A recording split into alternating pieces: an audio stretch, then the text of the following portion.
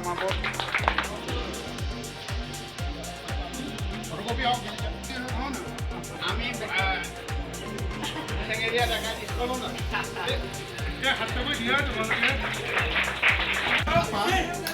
first attempt. His body was 73.8 kg.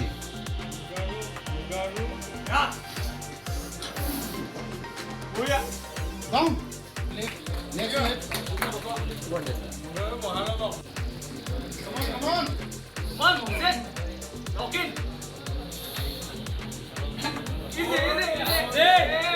on.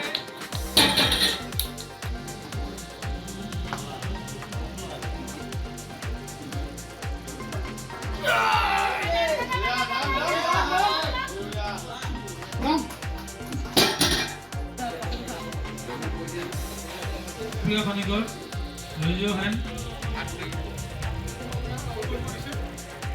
Satya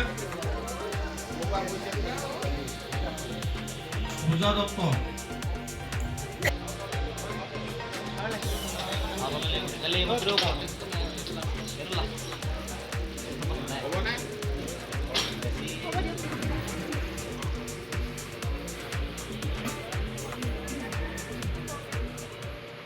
Squat. Break.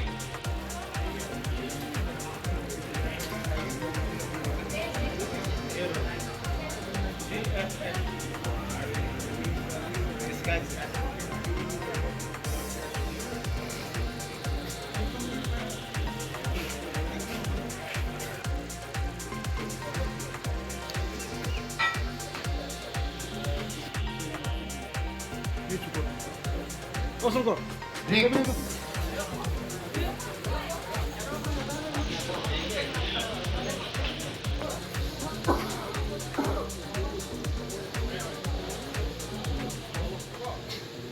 শিৱসাগৰৰ ফুকননগৰত RK জিমৰ উদ্যোগত এই শিৱসাগৰ জিলা শক্তি উত্তোলন সন্থাৰ তত্ত্বাৱধানত আজি শিৱসাগৰ জিলা ভিত্তিক শক্তি উত্তোলন প্ৰতিযোগিতা চলিছে। কালিৰ পৰা দুদিনীয়া কাৰ্যসূচী হৈছে।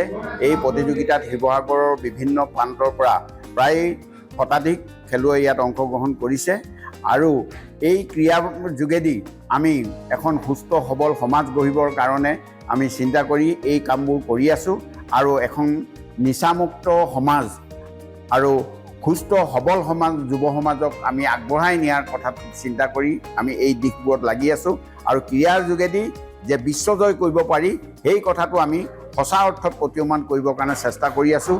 আপোনালোকৰ সংবাদ মাধ্যমৰ যোগেদি আমি প্ৰসাৰৰ কাৰণে অনুৰোধ জনাইছোঁ আৰু আপোনালোকেও এই কথাবোৰ সমাজৰ মাজলৈ দিয়ক। ফিটনেছ নিজকে ফিটনেছৰ কৰি ৰাখিবৰ কাৰণে নিজে জিমত যোৱাটো এটা একেবাৰে প্ৰয়োজনীয় কথা হৈ পৰিছে।